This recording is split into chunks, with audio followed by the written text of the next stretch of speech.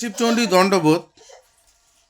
একটা video negative comment করা খুবই সোজা।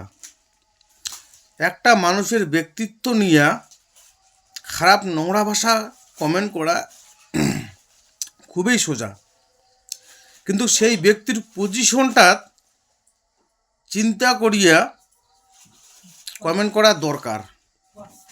আজকে যে স্যার জীবন সিংহ আছে,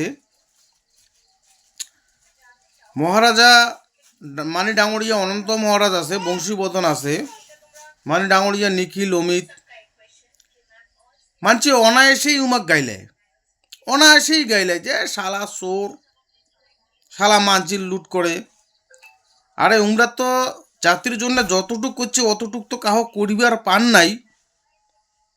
একটা জিনিস ভালো পান, তোমরা গাইলা গালিটা করিবার ভালো পান।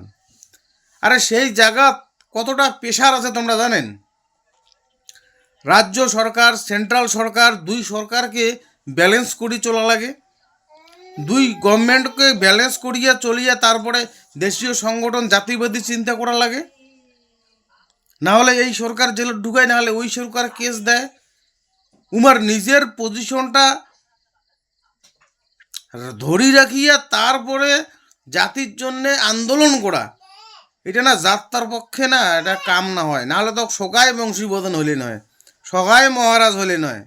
হ্যাঁ, 33 বছর যেই লোকটা সারা জীবন বউ বাচ্চা ফেলেয়া সংগ্রাম করিয়েছে, সেই লোকটা গাইলাইতে তোমার একবারও দ্বিধাবোধ হয় না। যেই লোকটা ওয়েস্ট বেঙ্গল গভর্নমেন্টের জন্যে আসামত 10, 15, 20 বছর খাটিয়েছে, তাও দেশীয় সংগঠন ছাড়ে নাই, সেই লোকটা তোমার গাইলাইতে তোমার দ্বিধাবোধ হয় না। যেই লোকটা 5, 6 বা 7 বছর জেল খাটিল জাতি মাটির জন্যে, সেই লোকটা একবার গাইলেতে দ্বিধাবোধ হয়। অথচ তোমরা কলকাতাইয়া মানে টিএমসি আর বিজেপি দলের নেতার পাশে পাশে ওই ন্যাটোকান ধরিয়ে বেড়ান, মানে ঠ্যাং ধোয়ার গেলে ঠ্যাং ধোয়া জলও খান সামান্য কিছু সুযোগ সুবিধার জন্যে। তাহলে আজকে জাতিটা কোটে গেছে? জাতিটার আজকে মানুষগুলা কোন জায়গাত গেছে? জাতিটা ডেভেলপ কেমন করি হবে? চিন্তা ভাবনা করার বিষয় আছে। গোসানিমারি রাজপাট ধ্বংস হয়েছে। গোসানিমারি মহারাজার যে সেনাপতি ছিল তার নাম ছিল সচিপত্র। ওই বিশ্বাসঘাতকতা করেছে, গৌড়ের সম্রাট যায় আক্রমণ করেছিল শাহ আলমের সেনাপতির সাথে। হ্যাঁ, তো সেই রকম সচিপত্র হচ্ছে তোমার মীর জাফরের মতো ক্যারেক্টার। তো সেই ক্যারেক্টারটা যদি তোমরা যদি করেন, সেই ক্যারেক্টারের অভিনয়টা যদি আজকে তোমরা করেন, তাহলে রাজ্য তো দূরের কথা, যে পজিশনে আছেন সেই পজিশনে আর কোনোদিন থাকবে না। একটা কথা চিন্তা করো, স্বপ্না বর্মন যেদিন কাঠ নিয়ে ধরা পড়ছে না, সেদিন ওই রাজবংশী কয়া বাঁচিছে। হ্যাঁ, আর হচ্ছে তোমার ওই যে প্রশান্ত বর্মন ভিডিও যেদিন ছিল, এই যে তোমার কি নামটা, কালচানিত উয়াক নিয়ে প্রশ্ন উঠছিল, সেদিন ওই রাজবংশী নিয়ে বাঁচিছিল। আজকে প্রশান্ত বর্মন রায়গঞ্জত যায় ওই আরও বিপদের সম্মুখীন হয়ে রাজবংশী নিয়ে বাঁচিবার চেষ্টা করে দিচ্ছে।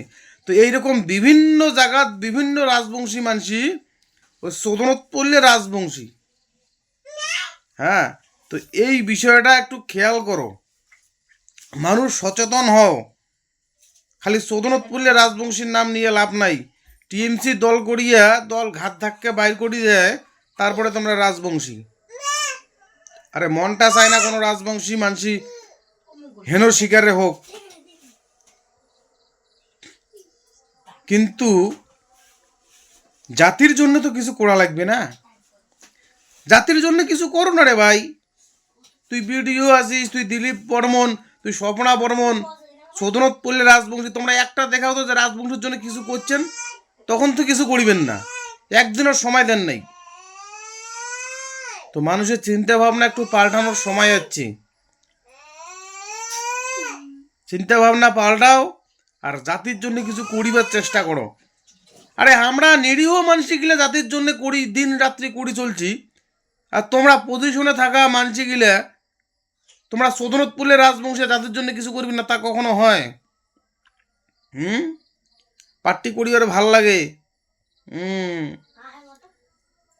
তো চিন্তা ভাবনা পাল্টাও, সাধারণ মানুষ জাগো, যুব সমাজ জাগো, বেশি দিন কিন্তু গার নাই, ফলটে পড়বেন সগায়। যত টিএমসি মুই কম উত্তরবঙ্গে যত রাজনৈতিক মানে দিল্লি কলকাতা টিএমসি বিজেপির রাজনৈতিক যে বড় বড় নেতা আছে না, সবাই জানে যে এইখান কামতাপুরি আটকে রাখা যাবে না। খোঁজ নিয়ে দেখবেন সবাই কলকাতার বাড়ি নেওয়া শেষ, কলকাতার ফ্ল্যাট বাড়ি সগারে নেওয়া শেষ। তোমরা এটা ইন্টারনেটে সার্চ করে দেখবেন।